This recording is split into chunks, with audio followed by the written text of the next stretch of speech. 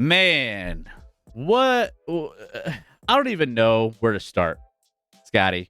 We have what had happened was what had happened was we have our Final Four locked in, loaded up for March Madness, and you know what?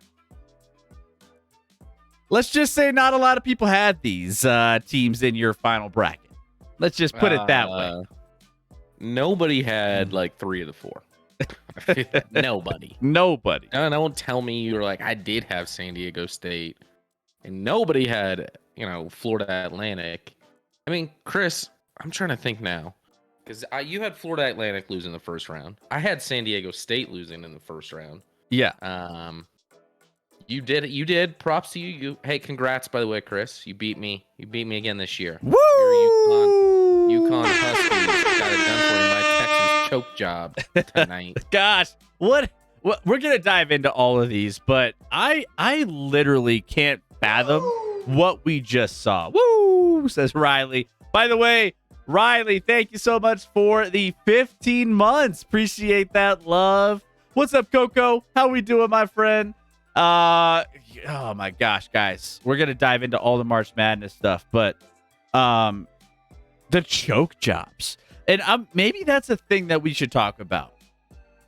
How much of these were complete choke jobs by the teams that were favored to go far in this tournament, and how much of this was really like, I don't know, how much was it really these smaller programs closing the gap? We talked a little bit about this. We were on Fan Face-Off, by the way, guys. Thank you guys for supporting us at the Fan Face-Off.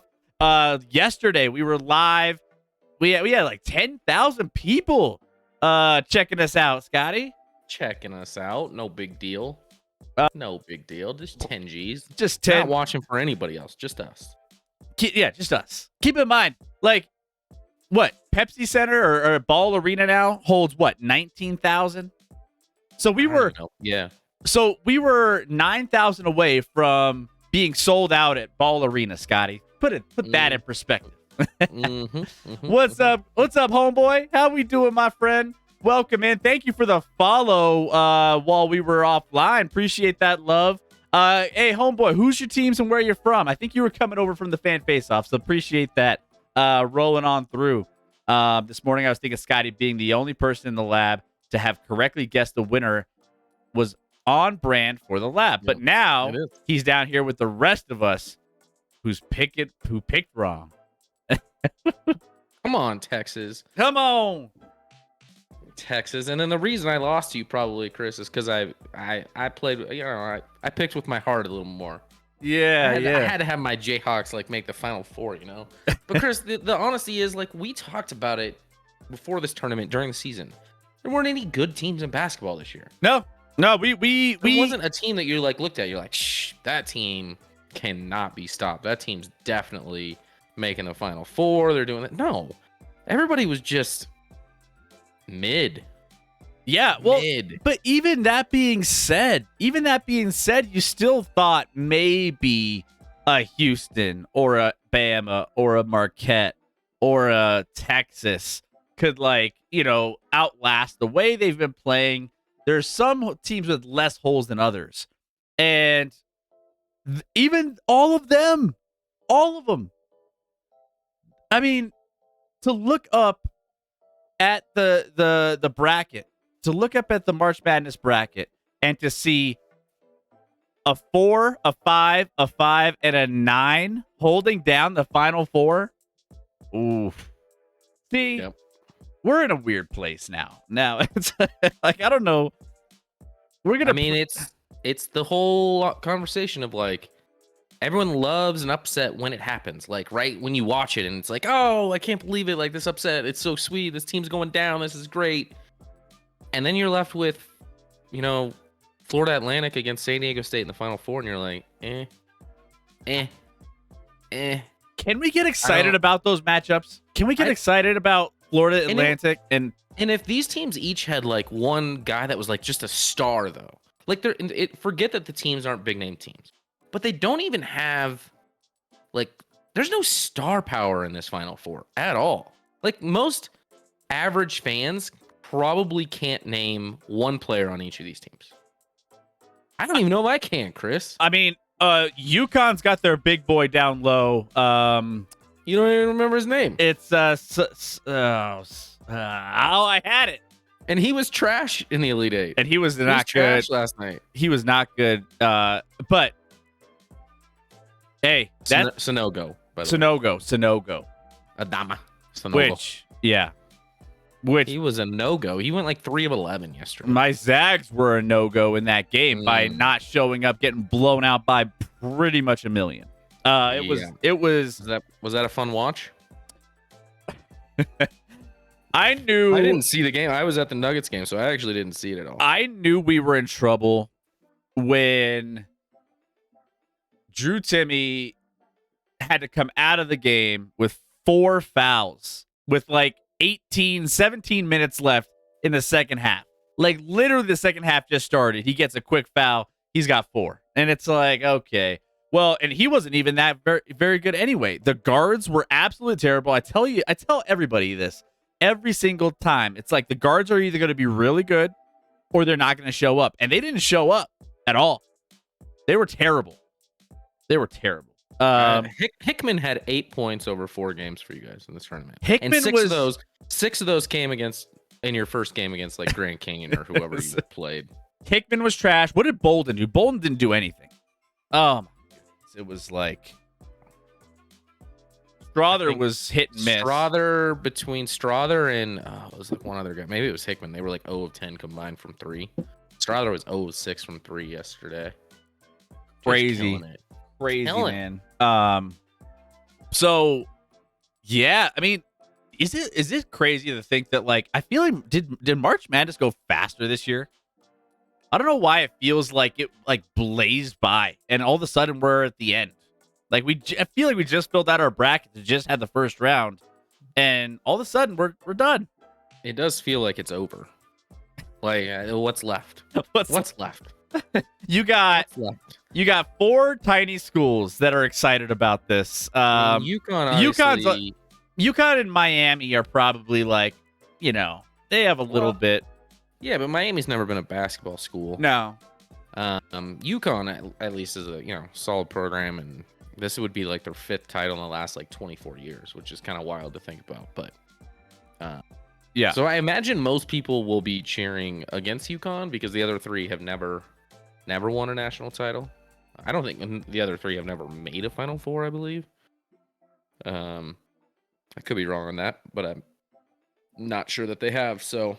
Meanwhile, on the women's side, we already have one team punched their ticket into the Final Four. That's LSU is in there, locked in as a number 3 seed, already the highest seed in both brackets, men and women.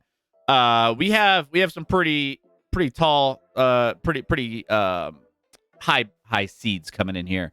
By high, I mean like good seeds. Iowa is currently in a battle with Louisville, 32-25. On ESPN, go check that out if you want to go get in on some of the ladies. Caitlin Clark action. Caitlin Clark is getting after it. And then Louisville ranked number 5, but the Iowa Hawkeyes here, nice early lead, but still close.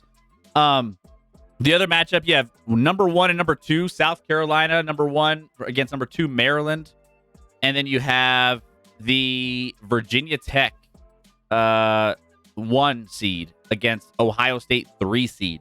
So all top seeds for the most part. The lowest seed in the rest of this final stretch for the women's side of the brackets is Louisville. Number 5 is the lowest seed. And then almost the lowest seed. That's like the best seed we have left in the men's. Almost. Yeah, it's crazy. It's crazy. Yeah. So what are your guys' thoughts here on have you guys been keeping tabs on things? I might bring up actually, let me pull up the contest rankings real quick. We'll just do that right off the bat. You would want to do that. I haven't looked since I haven't looked today. in a couple I haven't looked in a bit. So, I mean, I don't know. We'll see. But let's pull this up real quick. Tournament challenge, and then we have our ActionLab. Let me pull this up here. Let's go. Let's go to our contest rankings here. Pull it up. You did it, Chris. You did it. Let's see. Hold on. No, I looked myself. Ah, look at that. Woo. I mean, all of the national champions are done. Across everybody. Here, let me pull this up real quick. I don't think anybody can... No, nobody has anything left, Chris. Everyone's like done. Everyone is done. Everybody's done. And yours truly comes in number 1. Let's go. You know? Oh, I'll send you a ActionLab hat, Chris. I mean, I didn't know if I was going to come in first by any means, but... Well, I mean, we've done a lot of other competitions, and you haven't even sniffed anywhere near this high. So congratulations. I'm going to soak this in, Scotty. I'm going to soak it in. Enjoy it. I got my victory lap rolling right now. I'm feeling amazing about how I did this year. I don't even know. I have a couple other, actually. I don't know how I finished in some of the money ones that I entered, but we'll find out. I have to go take a look at those. But let's take a look at everyone else who finished. Samuel the Sniper. Since obviously Scotty and I cannot win prizes for this, we're going to be giving out some prizes. So Samuel the Sniper, congratulations. I mean, I know it's not over yet, right? I mean, is there any movement that can be happening here? I checked everybody. Everyone's at their max. Everyone's maxed out at the current. Okay. There's a lot of red right there. If you see that champion line, everyone's crossed out. Everybody. D Colo, welcome in. And hey, right there, number 3, tied with you, Scotty. But my name's above it, so I'm going to count that as congratulations. I think we can throw another prize your way as well. Top 3. Let's do just top 3. And then you got Chairman Milwaukee's coming in here at number 6. You got Hauser, Patrick. You got Cuban. You got Monkey, Rec, Doc. Oh, as we roll down here towards the bottom here. But and then Broncos at the bottom here. Let me fix this a little bit. But that, hey, there we go. Broncos at the bottom. You and Jay Patrick, Chris, were the only ones to successfully get one Final Four team. Correct. We got the rest. But you know what? They had, what was their Final Four? Hold on here. Oh, they did have Uconn. Okay, never mind. But Jay Patrick had their national championship game was Creighton versus Kennesaw State. Creighton versus Kennesaw State. Yes. That was. Can you imagine Kennesaw State? With Kennesaw State taking it down. You know, I don't know how that didn't happen. Well, I mean, honestly, he was on the right track. I mean, he almost had 2 with Uconn and Creighton. He almost had 2 Final Four teams, which would have been, let's see, what he 460? That would have got him still not enough. He must have done. I mean, he did real bad in the opening rounds. Oh man, he only had, because what you get, like, he only had 4 teams that he had in the Sweet 16. He only got 4 of the Sweet 16. But yeah. All right, so Scotty. Congrats, Chris. All right. Thank you. Yes. Thank you. I'll take it. Let's go. I felt it. I felt it from the beginning. I felt really good about it. There was I took more chances in the early rounds, but it turned out to be, overall, not a bad little run. But hey, you know what? I got to check back on like some of my other brackets, because I was like top 2 or 3 in some other brackets, and like some of them pay out like multiple places, some of them don't. But we have a good buddy that does 2 leagues that I haven't even checked And normally I would check for you, but I didn't even join them this year because I was all distracted in Mexico and never got around to it. Yeah. No, yeah. I mean, let's see. I think. No. Congrats, Chris. I went against my own advice. I should have went Uconn all along. Congrats. You won. Hey, appreciate that. I was them all along. Appreciate that, Milwaukee. Appreciate that. Doubted them in your bracket, Milwaukee. Oh, see, you got to go with your guts. Got to go with your gut. But it's shocking. And you know, it was a lot of fun doing the fan face-off yesterday. I mean, Scotty and I rooting for a couple teams we had no really any business rooting for. But yeah, I had to root for Kansas State. That was kind of gross. Yeah, you had to get out there with K-State, and I'm telling you, but it was a good time. It was a good time with those guys. They're good dudes. Yeah. Maybe we'll try to figure out, for all you guys who, tuned in, thank you for the support. Appreciate that. But we're going to try to maybe do some more stuff with those kind of, the same producers and some of the people on the show to try to, step up our game a little bit, have some fun with some people. I think we should get Ray on here. Ray's great. Get Ray. Mm-hmm. I think Pooh Bear. I mean, I don't know how much he talks sports outside of his video game streams. He's too busy setting records on Super Mario speed runs. But who knows? I mean, you know what's crazy is I love me some Grand Pooh Bear. He knows his shit. He knows his stuff. He does. For a guy who doesn't really talk sports on his stream very often, he's more video games. He's with it, man. He knows some history. He knows a little bit of everything. No, you guys did a great stream yesterday. Speaking of the stream, why did Noel pass that ball at the end of the game? I think that guy had hit clutch shots for him, I guess, in the past couple games. But the one time Noah, he decided to pass the rock was probably not a great situation. And with 2 seconds left, and the guy was in a spot where he wasn't in a good position to shoot.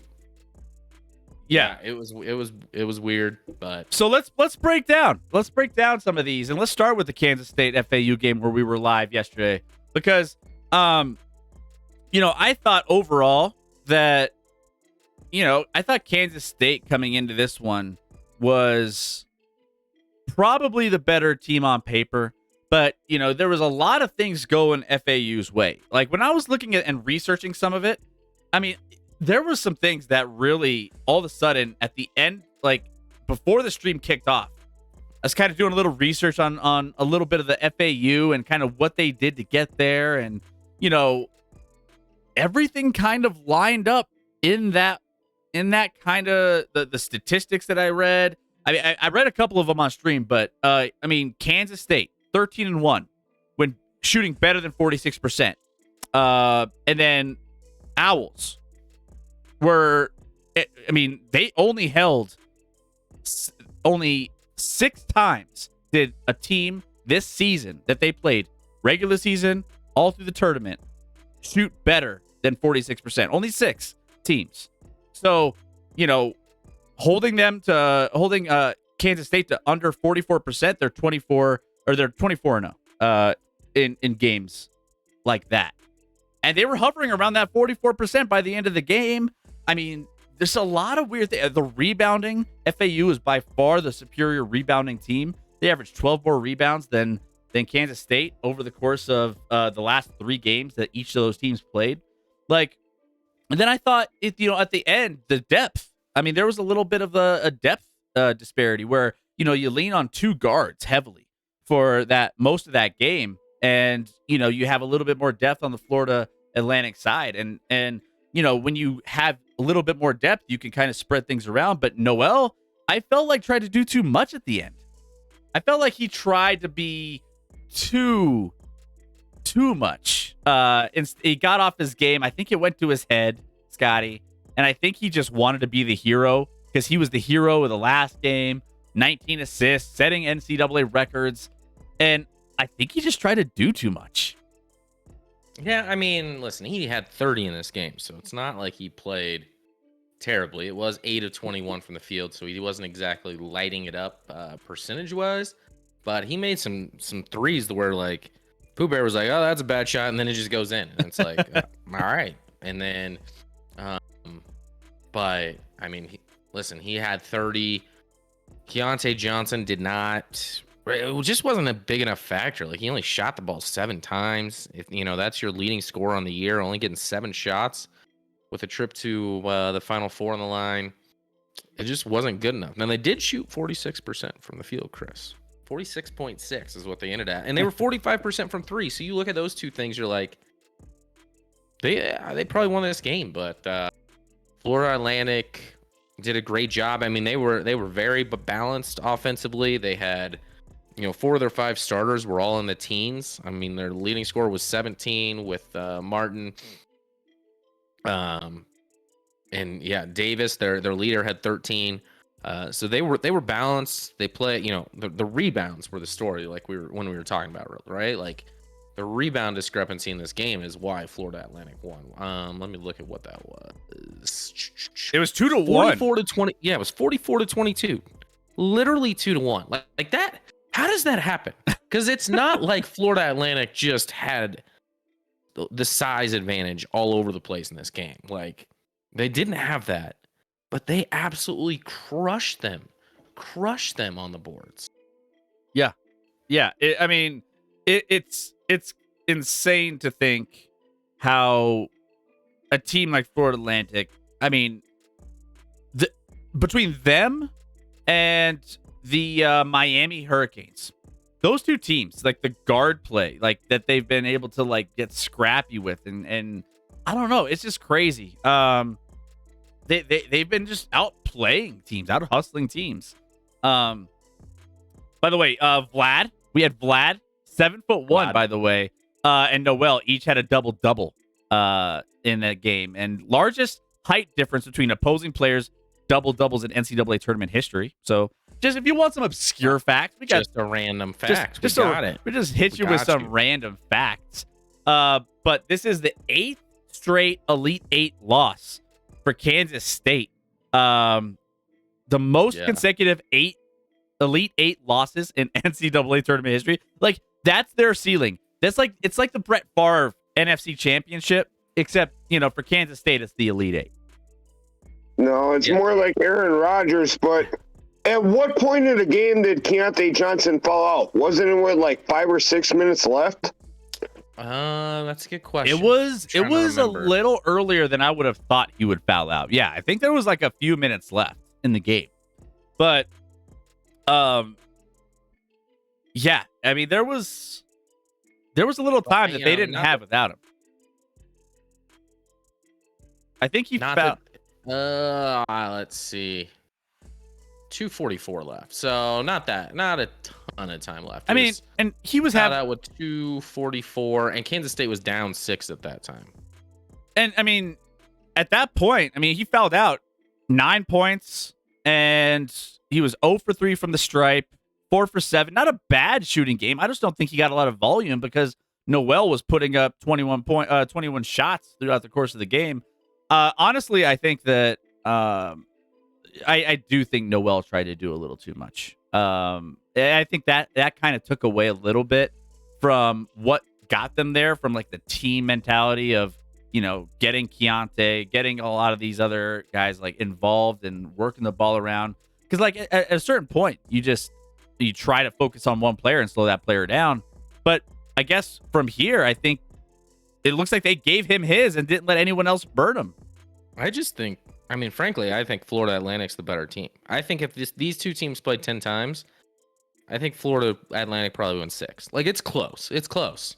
But I just think they're the better squad. And look at across. There was more of a team effort. I mean, you had 4 starters in double figures. 14 points for Golden, 17 for Martin, 13 for Davis, and Greenlee had 16. So, overall, I think all of them contributed to, working the ball around, and it mattered in the end. So, I agree with you guys. I think Noel got caught up in the hometown hero New York Bronx story and tried to exploit it. And Yeah. For sure. So Florida Kansas State continues to not make the Final Four, as you were talking about, though, Chris. I think the last time they made it was like 1964 or something. So congrats to K-State. Love you, little bro. Owls are the 5th team since seeding began in 1979. Hey! Thank you for the raid, Spees. What's going on, Spees? in the benchmark. Let's go. Oh. Welcome in for all of you guys who are coming over. Shout out to Spees and the benchmark. Hope y'all had a great stream and hope you guys are doing well. If you guys aren't following Spees and the benchmark, the link is in the chat right now. You got Spees and Silky doing it up. What's up, dude, babe? How we doing? Talking a little March Madness and how this graphic you don't need to tune your monitor or your phone. This is actually the correct bracket. The Final Four. Let's see. That is different Final Four. Yeah, right? I'm telling you. That's what we're talking about. Yeah, who in their right mind would, FAU, San Diego State, we were dogging on the Mountain West before this tournament started. I said I did not pick a single Mountain West team to win a game in this tournament, and all the others came through for me, Chris. It was just San Diego State, and then they're like, we'll show you. And now they're like, we'll get into that game, but like, that was an ugly one. It was like 1st to 50 wins. Hey, Mud, what's going on? Mudhead, how we doing? Thank you for the follow. Mudheens? Welcome in. Rob, what's up, Rob? I actually made the perfect bracket with the Final Four. Be exactly this. Ooh, you're cashing in then. Sure you did, Rob. Sure you did. Crazy thing How many brackets did you make? He's like, yeah. It crashed and deleted them all. Oh, I hate when that happens. You just couldn't remember. Dog ate my dog. It crashed probably after the tournament started. I get it. See, that's rough, man. But I believe you. Not facts. I hate when that happens, bro. Shaking my head. Hey, bruh. Yeah. Hate when that happens. Yeah, man. I'm with you. Yeah. Who was your favorite player on Florida Atlantic coming into this tournament? All of them. All of them. He's like, it's a team game. It's a team game. I don't need to name a single guy. Vlad. Yeah. Vlad's my favorite player. Vlad the Impaler. By the way, Rob and Mud, what's up, Mud? Let us know your favorite teams and where you're from. I'd like to get to know you guys a little bit. We got folks from all over the country, different fan bases. So let us know. But yeah, it's crazy. Ohio State and from Chicago. All right, cool. We have a couple Ohio State folks in the chat most recently. We had a couple come through. And we have a couple Chicago fans as well. So you're going to be right at home.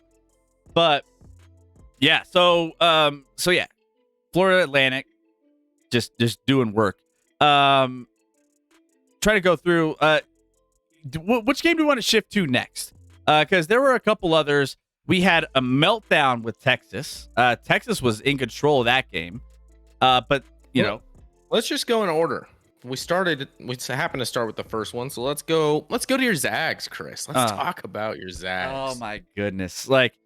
What happened? Is Uconn just a juggernaut? Because like I said, I'm gonna fall on you on this one because I was at the Nuggets Bucks game watching them just destroy the Bucks. So I need your help here. No. The biggest issue with the Gonzaga Bulldogs and their loss to UConn. By the way, UConn hasn't been just getting off with close games. They haven't been winning just little games here and there. They've been absolutely blowing out. They had an 87-63 blowout of Iona. Then they went on to the next round, 70-55 against St. Mary's, 4-5 matchup. You get Arkansas, who just had a close, encounter with Kansas, got through that one by 1 point. You think Arkansas, one of the better SEC teams coming into the tournament, and they get their doors blown off, 88-65. Okay, you're thinking, all right, well, now we're starting to play a team, number one offense in the country, my Gonzaga Bulldogs. And the biggest thing I was worried about, one, was the size. Sonogo and some of those guys down low handling Drew Timme got him in foul trouble, which is what happened.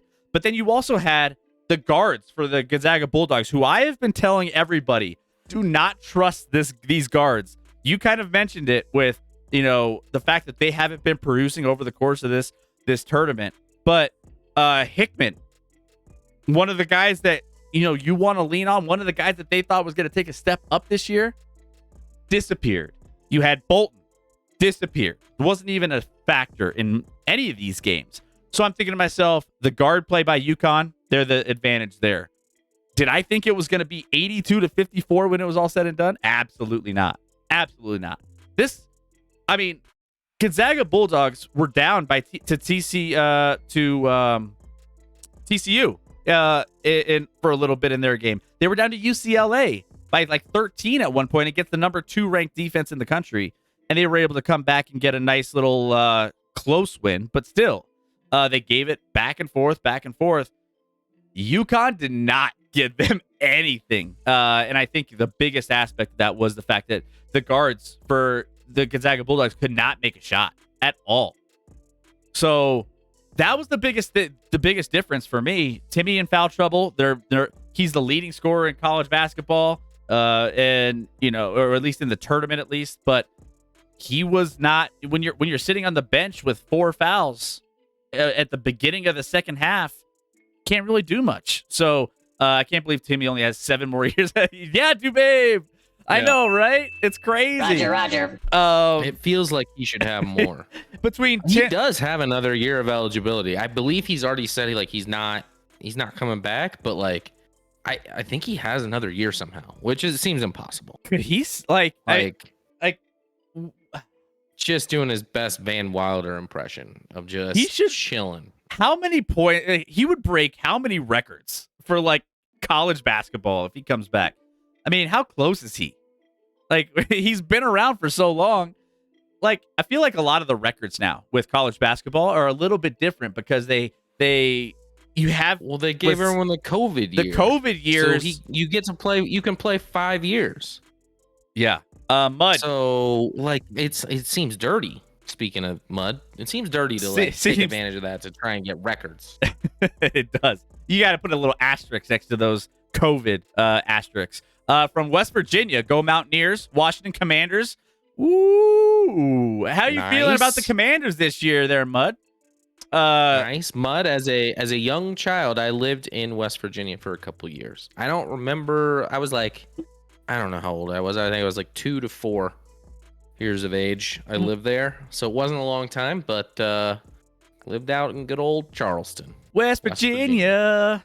Mount Mama. Take me home. Country road. Hey. You nailed it. You nailed it. Yes, sir. Yes, sir. I mean, we need to get more singing on this channel. We do. Mm-hmm. Washington Commanders, Mudhens. All right. Washington, just need a quarterback. You got an OC from my Chiefs in Bieniemy now. See what happens with it.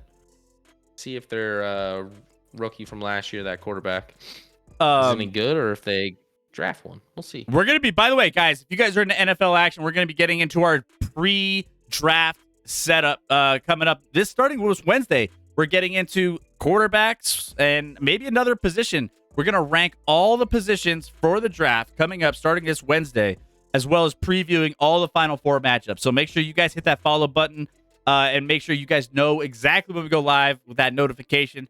We only go live Wednesdays, Thursdays, and Sundays, so it's not like you're getting blown up a ton by us. So, make sure those are turned on. Going back to the Uconn game, Uconn's 28-point Elite 8 win over Gonzaga is the largest NCAA tournament win beyond the round of 64. The Huskies are 10th team to win each of its first 4 NCAA tournament games by 15 points. Say that last one again. The 28-point win. According to ESPN stats and info, Uconn's 28-point Elite 8 win over Gonzaga is its largest NCAA tournament win Not Gotcha. the largest. UConn's largest. Ucon's. I thought it was the of any game ever, and I'm like, there's no way. No. It's Ucon's largest. Ucon's largest. That makes more sense. But they also did this. So 10th team to win each of its first 4 tournament games by 15 plus points. They also did this in 2004 and went on to win the title. I mean, honestly, if you're looking at this, they're the strongest team left based off of, Oh, they're the favorite. They're the favorite. For sure. All of a sudden. For sure. You got to look at these final 4 teams, FAU, Miami. I got to get into Miami. Miami's guards are just ridiculous, what they've been doing. But we'll get into that in a minute.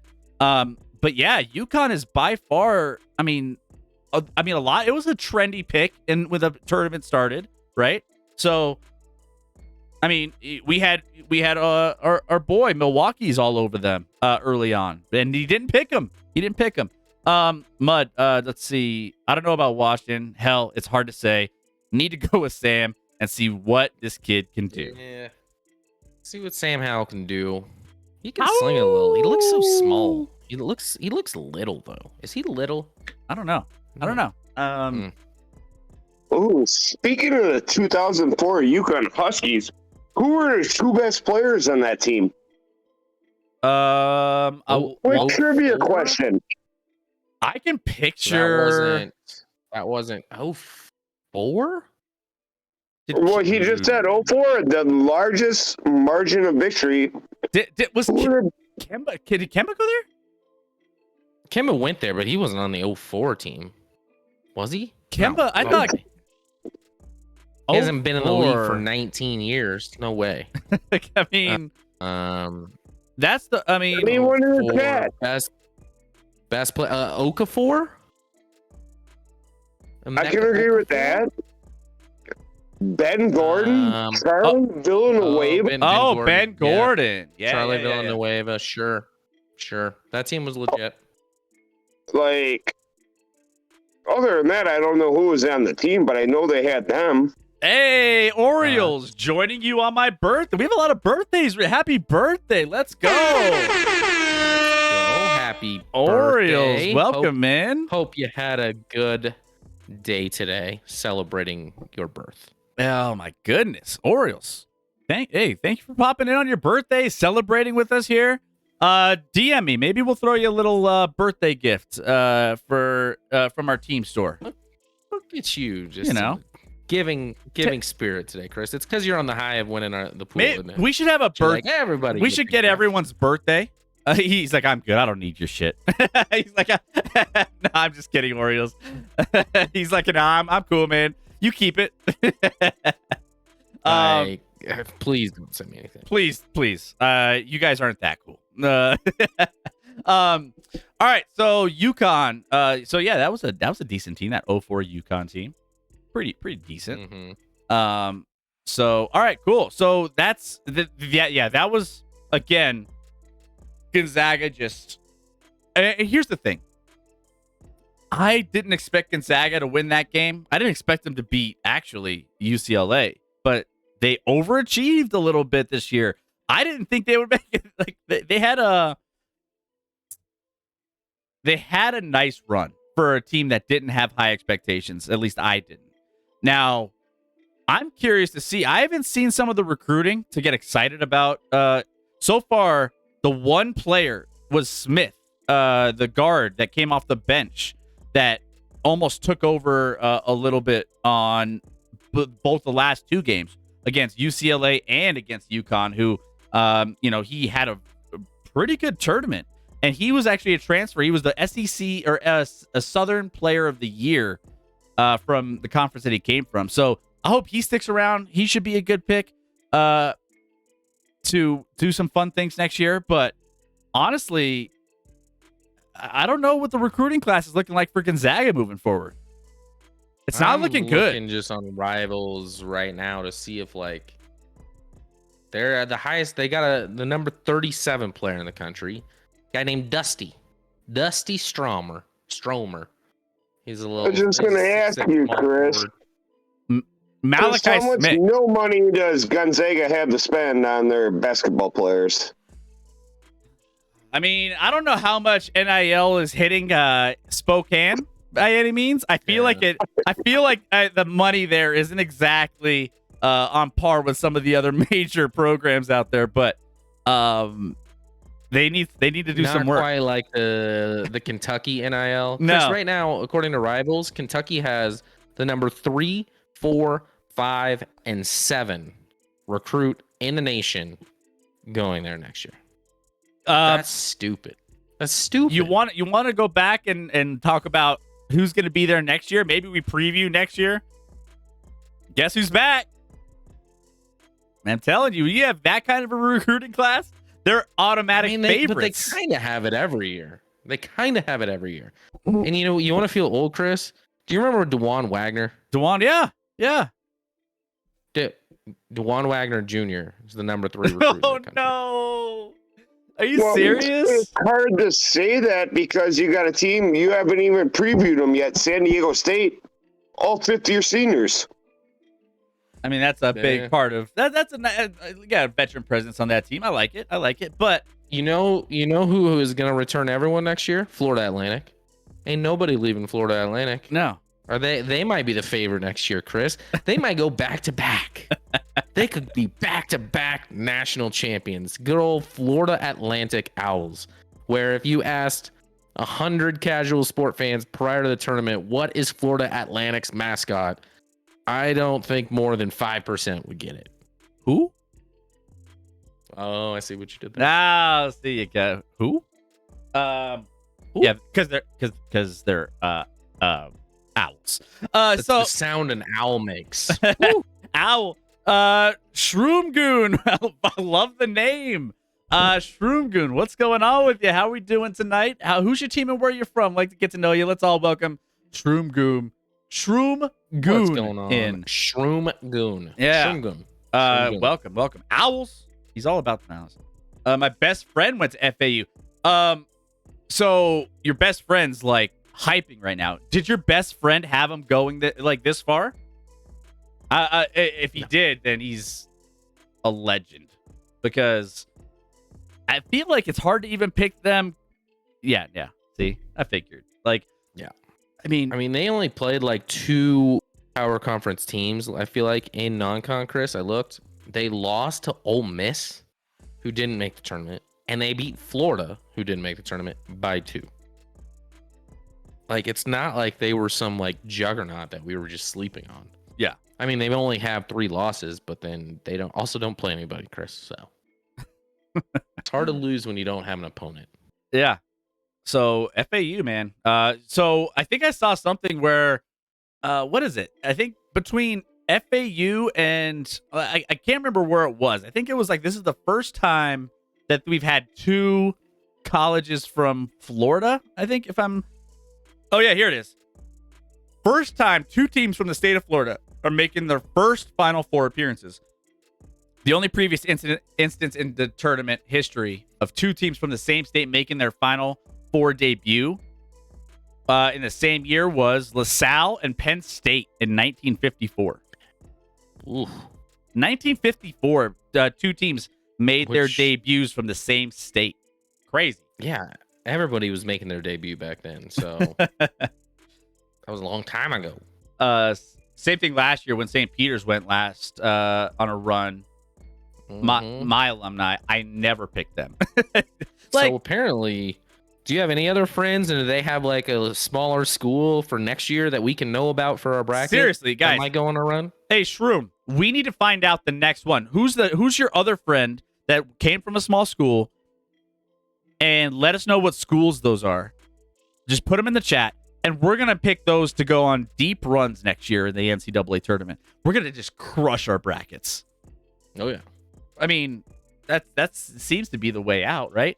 Milwaukee's my school. Wisconsin didn't even make it.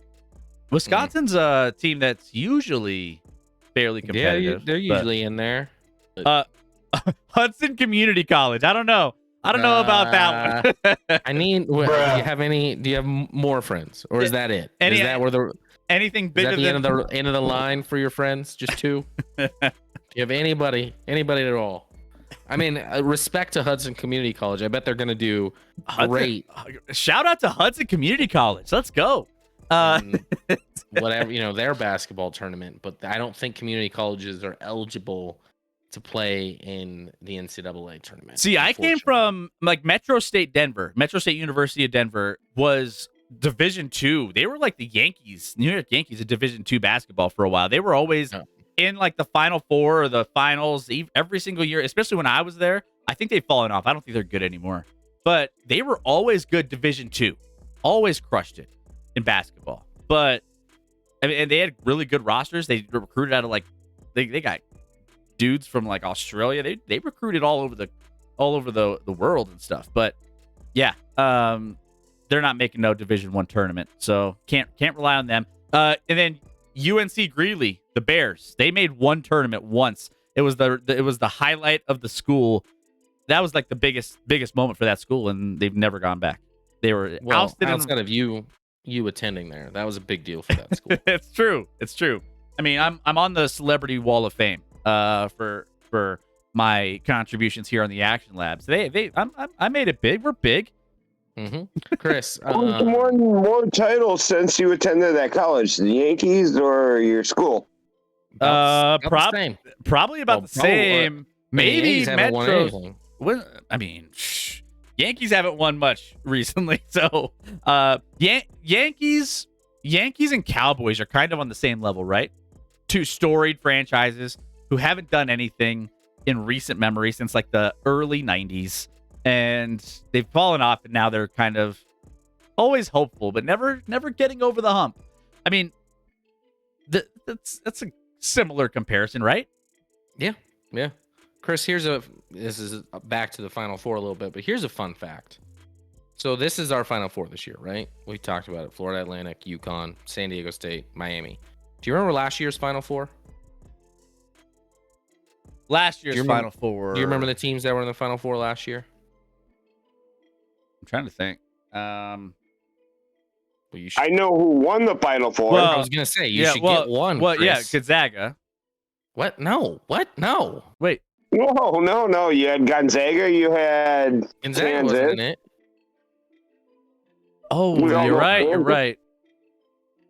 Hold on. It was Kansas. Yeah, Kansas. North Carolina, Duke, and Villanova. It was 4 juggernaut programs last year. And this year, Connecticut, Florida Atlantic, San Diego State, Miami. It's a little bad. It's rough. How did you not get Kansas, Chris? Well, I was going to get to Kansas, but I was trying to think of the other ones. And then I was like back and forth in my head. Why not just start with the national champs, and then you could be like, oh, who'd they play in the championship game? North Carolina. Oh, okay. All right, Scott. Was Jay Wright the coach of Villanova? No. First year, all his recruits, and now look at where they're at. Yeah, because Jay Wright's on the panel, because we were talking with Ray about that, about how he's enjoying life on the panel, which he's good, by the way. He's good. He is. Credit to him. I mean, not a lot of guys can step away at their kind of. I mean, Villanova was kind of dominating college basketball for a bit there. All right, well, let's go. Let's keep rolling through these games. We got Miami and Texas. Let's just do that one next. So that one just finished up, and Miami is on a Cinderella run in a sense, because they have just been like, if there's one team that has been mowing down top seeds in this tournament, you have Miami. Miami, obviously, they're a 5 seed over 12 seed in Drake early on. And, sure, it's a good win. But then you go on, you play Indiana. A lot of people didn't believe in Indiana. A lot of people weren't high on them, but they took care of business there. Nice big win there. But then you get into the Houston and the Texas matchups. So knocking off Houston 89-75, who was pretty much one of the top picks for most people's brackets, between them and Texas to come out of this one. I had Houston and Texas going head-to-head as a 1-2 matchup. You're thinking, all right, Miami, no shot against Houston. The guard play, we'll see what happens. Well, their guards ended up showing out and just frustrating Houston. And that was honestly a big reason why I feel like they've been very, very good. I mean, they're aggressive. I mean, for being a team that hasn't been great defensively over the course of the regular season, they've been playing scrappy defense. Like, they made Indiana just absolutely make poor decisions over and over throughout the course of that game that I watched. Houston, same thing. Miami beats Houston, goes on to play Texas. The other Texas is looking at Miami like, this is the best case scenario we could have asked for. Not so fast. Texas was leading this game for a majority of the first half, and then into the second, they were kind of back and forth.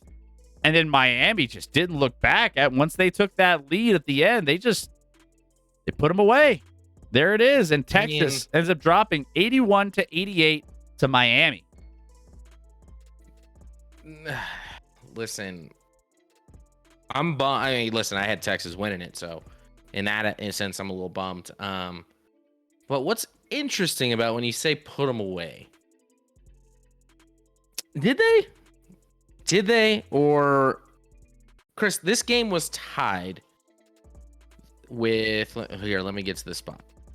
Miami made a jump shot, Isaiah Wong, with 4:44 left in this game to tie it up at 75. How many more buckets did Miami score after that? How many more field goals did they make after they tied it up with 4:44 to go? You know? After they tied it up? Well, what was the score at that point? 75 all. 75 so all. They won 88-81, so they scored 13 more points. 3 more field goals? 4 more field goals? 3? No, the answer is 0, Chris. No? Seriously? They did not make a field goal after being tied with 4:40 left in the game and won by 7. All of them were free throws. Every single last one a free throw. So I'm not saying there were some bad calls. The one call that was kind of discrepancy where they called an over the back and then they changed it. To me, it's like the guy's boxing out, and because the other player jumps in the air and then you're not allowed to box him out anymore. Like, I didn't love that one. Everyone else, it was just fine. It's just like, that's not how I want a game to end. All right. I don't want a game to be a free throw contest at the end of the game. I mean, the free throw discrepancy in this one was pretty large. 32 free throw attempts for Miami to 15 for Texas. I'm just saying. Now, Texas was playing incredible on offense until the final 8 minutes and just kind of fell apart offensively. And they were up 10 points with 8 minutes to go, so no excuse there. But it's just like an anticlimactic kind of lame way to watch a team come back and win. Is just, all right, go make some free throws. Make some more free throws. 13 free throws in the last 4:44 they made. Crazy. Jordan Miller was the second player to shoot 7 for 7 or better from both the field and the free throw line in the NCAA tournament game over the last 60 years. Christian Laettner in the 1992 Elite Eight versus Kentucky did it as well. But to go perfect from the field, not too shabby. 13 of 13 from the line. Which, he takes care of business, man. Sometimes he almost had as many free throw attempts as Texas. Get those free throws in, But Miami shot 64% in the first half. And they trailed by 8 at that point. Yeah. Which is crazy. Both teams offensively were balling out in the first half. It was pretty impressive. And then Miami went for 51 in the second. So they kept going. So, these teams were just on fire when it came to just the efficiency early on in this game. But that was the highest field goal percentage in NCAA tournament loss in the last 10 years. The highest one was 57.6% by UCLA in 2021, the national semifinal. And that was the one, the whole Jalen Suggs mid-court miracle shot. So, kind of crazy. But yeah, Miami moves on. I'll be right back, Chris. You keep going. I'm doing a code yellow real quick. Code yellow. I'm going to say that Miami game was a great game. Miller played good. He should have fouled out with about 2 minutes left. They overturned it. Like, it was a great game. Well, and that's kind of like the highlight of this March Madness. I would say this is arguably one of the more exciting March Madness tournaments, NCAA tournaments, that I've seen in a long time, based off of just not only just the upsets, but there's been a lot of close games. There's been a lot of games. I mean, take Uconn out of the whole mix because they've been blowing everybody out. But I mean, by and large, there's been some late minute, last second shots. There's been some incredible performances by some players that you don't typically see. You got a lot of interesting things happening to make this a fun tournament. And it's weird. I'm so conflicted because I'm so excited the fact that it's been a super entertaining tournament. But then I look up and I'm like, how can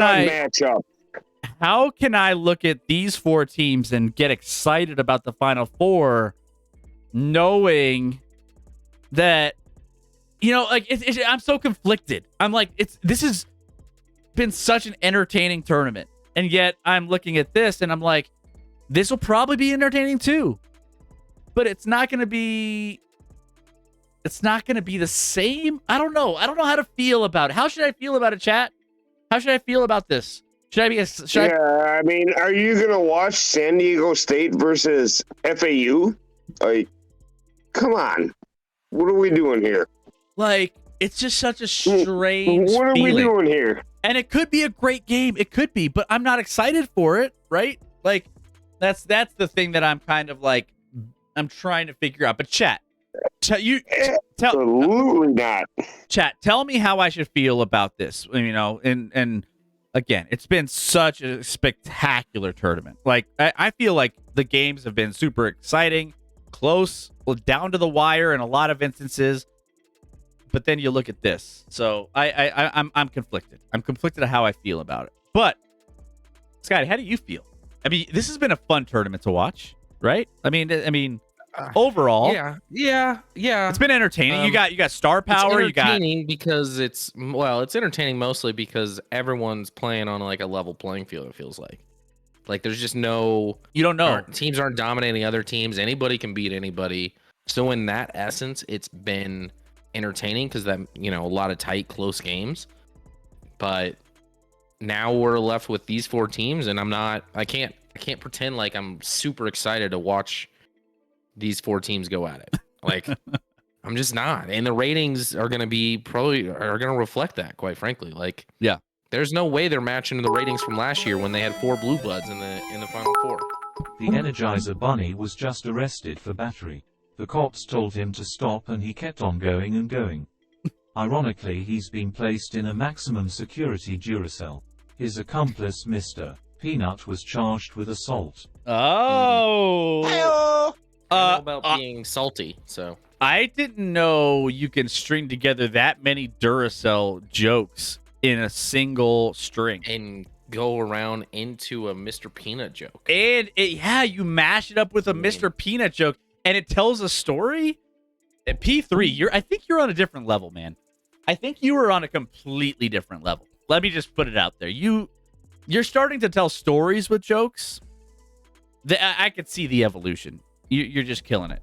I'm kind of excited to see the new teams in the tournament, seeing all the same gets old.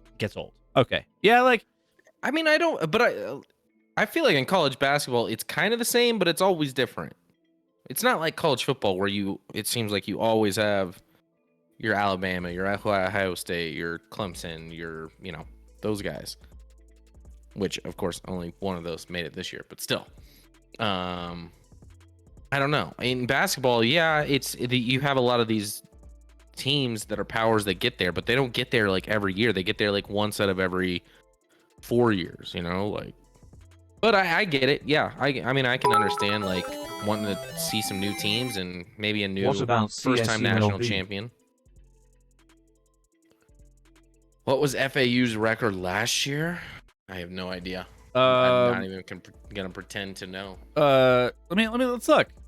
I mean, I can look it up. Yeah, look it up because I'm curious. I don't think. I mean, did they make the tournament last year? I don't think they did. What about CSULB? Yeah. Hey, thank you, P3, for the biddies. Appreciate that love. Chris, they lost to. This is ironic. They did not make the tournament. They made a tournament. Okay. But it was not this NIT? tournament. It was not the NIT. No, they didn't make NIT. It was the CBI tournament, Chris. And they lost in the first round to your Northern Colorado Bears. They went 19-15 overall. Did Florida Atlantic last year? Yeah, they were obviously not a great team. Like 19-15, you're like, oh, they weren't terrible, but I mean, they're playing like the garbage. I mean, they're in a garbage conference, so they went 11-7 in their conference play. I didn't know that I didn't know that tournament existed. I didn't even know that was a tournament. I didn't know there was. Ironically, they played Miami last year. You didn't know there was something below the NIT? No. Oh yeah. I don't pay attention to anything under the. I mean, that's your alumni, Chris. The Bears. They probably went on a run in that tournament last year. Did they? Once they won it, and I have zero idea that they did. But go UNC, go Northern Colorado, baby. Let's go. Shaquille O'Neal is upset at the B-52s because they have ruined his opportunity to sign Love. Shaq. Love Shaq. Yeah. You get it, Chris? Yeah, I do. I get it. Because the song Love Shaq. Love Shaq. You're just trying to get us to sing. I think these are just like you're just Shaq, baby. See, yeah, you're just trying to. I can do the female backup. Yeah, you can. Yeah, you kill it. You got the vocals for that. You're good. All right, so Miami. Welcome to Miami. It's a. Yeah, see, now, right. But we don't like Will Smith anymore, so we can't really do that. Yeah. I don't. Yeah. Now I'm conflicted there. Will is just getting roasted by Chris Rock on a Netflix. I haven't watched it. I've heard it's brutal though. So, anyways, got one more game. One more game, and that is the Aztecs, which San Diego State. Which, by the way, we were talking about this on the fan face-off, and like the fact that the Aztecs don't have like a mascot. They don't actually have like a physical, like costumed mascot, which is kind of weird in its own right. At this, I guess. But San Diego State advances to its first Final Four in school history with a 57-56 win over Creighton. By the way, Creighton coach was struggling at the end of that game. He was frustrated with everything, trying to get his boys the win here. But the Aztecs are also the first Mountain West team to ever reach the Final Four. You know, like when we're talking about how we were dogging on the Mountain West, rightfully so, they've never made it here. Like they've never made it. Yeah. So, and this is a very flawed San Diego State team, especially offensively, Chris. Very flawed. Yeah.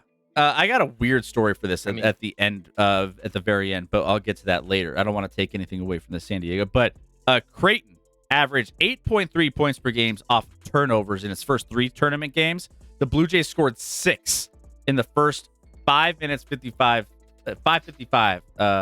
in this one. Like I felt like Creighton was that team that, you know, had an easier route. You didn't have to worry about Alabama at this point, so you're like, because at that point, I had Alabama-Creighton matchup. And I thought that was going to be a solid, game that Creighton could potentially keep close and win.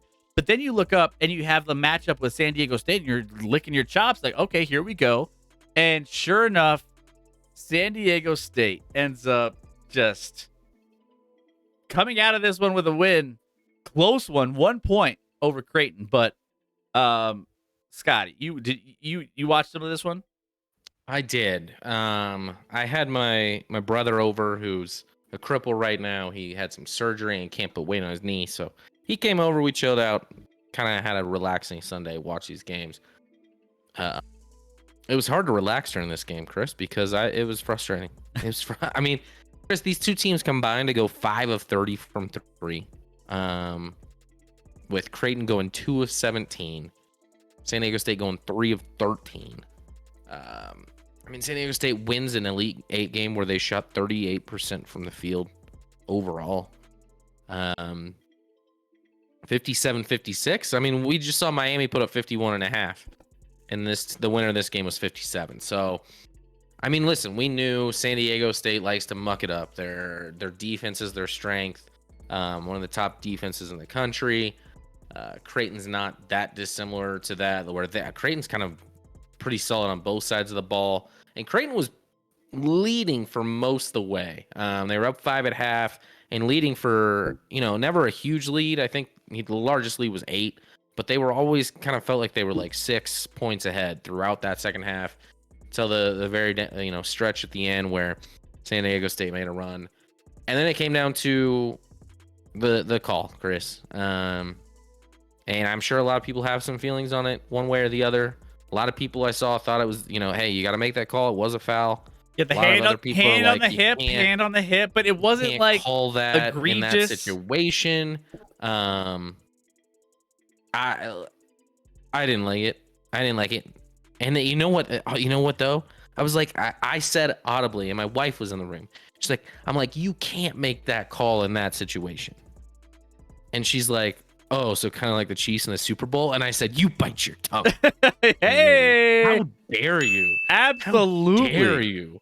You don't speak of that. Rach, no, there's nothing like the Chiefs in the Super Bowl. Rach coming in hot. She's recovering from surgery, and she's still able to bring it. Hey, that was impressive. And I was impressed with her. I'm like, oh, and then I went on Twitter, and someone literally had the image of that hold, and it was like, but then the headline was like Creighton San Diego State final, or like foul at the end, and it was the a picture of the hold in the Super Bowl. So other people were thinking it too. She was on point with that one, but I didn't love it. Listen, obviously both these teams, when you have a game that's tied at 56 late, you're probably letting a lot go, and you're letting these teams be physical on both sides of the ball. And I just didn't think there was enough there to warrant the call. I felt like, credit to who was the player on San Diego State? Credit him for kind of flailing his body a little bit to make it look probably a little worse, certainly worse than what it was. And they called it, and he made one of 2, and they get the W. Yeah, it was a crazy finish. I honestly think like Jay Wright after the game, he was like he had a little bit of a thought on the foul and everything else. He mentioned similar. I mean, it was so similar in realistic expectations of like, or just going back to thinking like the Chiefs Super Bowl and like that call and like could have been called, sure, blah blah blah, whatever. But it goes back to how he mentioned this on the broadcast after the game was, they were letting some of those calls go early on in the game. They were saying, like, hey, we're going to let these things go. We're not going to blow the whistle. We're going to keep things pretty much in line with how, we've been refereeing this game across the board. So, if you're players, you kind of have that mentality of this is what the referees are giving us, and they haven't been calling anything. So we're safe to have a little hand on the hip or, do some of the things that, they've been letting get away with up until that point. But then you can't call it at the end as like I can see both ways. It's very, very similar to what we were experiencing. Now, even with the Chiefs thing, like that happened, and they ended up punting on the next, that same drive. So it didn't really matter. It didn't really come down to that anyway. What? They ended up, if I'm not mistaken, that was the drive where they kicked the game-winning field goal. Where the hold occurred? That was called? Well, I'm thinking about the third down. I'm thinking about the other, the one where they didn't call it. Yeah. I'm thinking about something else. Okay. Anyways, I'm all over the place, but Yeah, I mean, just this is just the consistency, right? If you're gonna call that play or call a game a certain way, and then you revert that down the stretch, I just be consistent. Be consistent. What's up, Mandalorian? How are we doing? It's good to see a California State University system school have some success, which their program are underfunded compared to University of California system. Good for SDSU, San Diego State. You know what's funny is welcome in, Mandalorian. We've missed you. We missed you. I know she usually pops in on all of our NBA streams. She loves talking her hoops. So welcome back. Good to have you. I saw a TikTok, and of course, we start getting into the conspiracies after games. Cue the music. There was a conspiracy with Adam Seiko for San Diego State. Adam Seiko? Where, he was, and I conspiracy theories, right? Take this with a grain of salt, everybody, like any other conspiracy theory.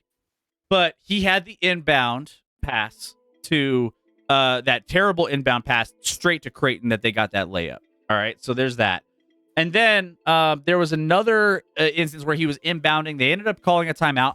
I'm not saying anything first of all, maybe he's just not a good inbounder, right? And he just has struggles with some of those things. But so I think I know where you're going with this. I think not. But then after the game was over, when that last heave down court took place and went out of bounds, everything else, they showed him on the screen, and he was not excited about what was going on. I thought maybe he was in shock that they won. I don't like taking polls anymore, guys. I took a poll the other day.